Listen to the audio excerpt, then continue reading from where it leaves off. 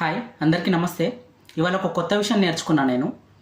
పండగ నాడు కూడా పాత మొగుడేనా అనే సామెత మనలో చాలామంది విని ఉంటారు. వాస్తవంగా ఈ సామెత అది కాదు. పండగ నాడు కూడా పాత మడుగేనా అనేది సామెతనంట. మడుగేనా అంటే ఉతికిన వస్త్రాలను మడుగు అని పిలుస్తారట.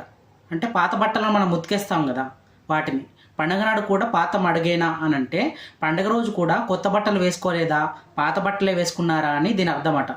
చూసారా, ఎవరికి తెలియకుండా అదేమో మొగుడైనా మొగుడైనా వస్తుంది. మడుగేనా అనే పదానికి ఇలా మారిపోయింది వాడుక భాషలో.